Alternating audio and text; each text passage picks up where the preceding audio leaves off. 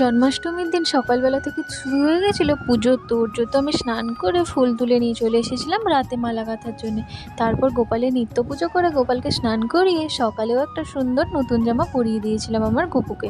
তারপর একটু রেস্ট নিয়ে আমি চলে গেছিলাম বেলার দিকে গোপালের জন্য প্রসাদ বানাবো বলে। তো আমি বানিয়েছিলাম লুচি, ছোলার ডাল, 5 রকমের ভাজা, ক্ষীর, গুড়ের নাড়ু, ছোলা সেদ্ধ, মালপোয়া।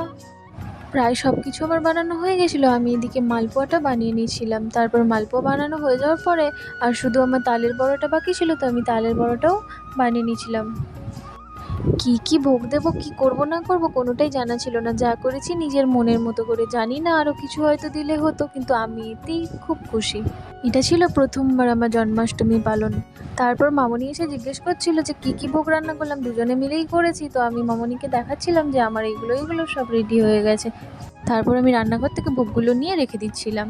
তো গোপালের স্নানের জায়গা আর গোপালের অভিষেকের জন্য যা যা লাগবে সব কিছু আমি গুছিয়ে নিয়েছিলাম কিছুটা আগে থেকে। মামনি একটা নতুন শাড়ি দিয়েছিল আমাকে, সাদা শাড়ি, লাল পাড়, বললো এটা পরেই পুজো করার জন্য। তো আমি শাড়ি পরে রেডি হয়ে চলে এসেছিলাম পুজো করার জন্যে। আমার গোপালকে তো আমি নিজেই পুজো করেছি। তারপর যা যা বাকি ছিল টুকটাক করে ওগুলোও আমি সব গুছিয়ে নিচ্ছিলাম হাতে হাতে করে। আমার কাছে আমার গপুর এটা ছিল প্রথম জন্মদিন, আর এই জন্মাষ্টমীও আমি প্রথম করলাম। তো এই বছরও গপু আমার কাছে নিজে থেকে এসে আমি খুব খুশি ছিলাম। জানি না ঠিকঠাক করে সব কিছু করতে পেরেছি কি না, কিন্তু নিজের মতো করে সব কিছু করেছিলাম। পুজো করার তো অনেক নিয়ম কানুন থাকে, সব কিছু তো আমি জানি না। তো বাবা বলেছিল যে তুই তোর মতো করে পুজো করবি, গোপালকে মন দিয়ে ডাকলেই গোপাল তোর কাছে আসবেন। গোপালের অভিষেকের জন্য আমি নিয়ে নিয়েছিলাম দুধ, দই, মধু, লেবু, গঙ্গা জল, এই সব কিছু দিয়ে আমি গোপালের অভিষেক করিয়েছিলাম।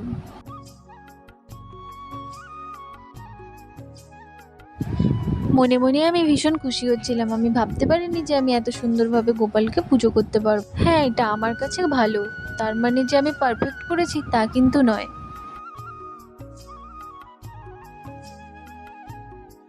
সবশেষে আমি গোপালকে গঙ্গা জল আর নর্মাল জল মেশানো জল দিয়ে ভালো করে স্নান করিয়ে নিয়েছিলাম।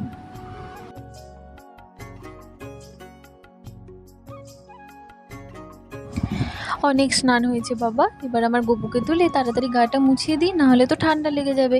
আজ তো সবাই মিলে গপুকে স্নান করাচ্ছে, তাই না? জন্মাষ্টমীর জন্য আমি গোপালের জন্য আলাদা করে ড্রেস কিনেছিলাম। দেখুন ওটা পরিয়ে দেওয়ার পর পুরো রাজা বেটা লাগছে, পুরো রাজা, পুরো আলো করে বসে আছে যেন।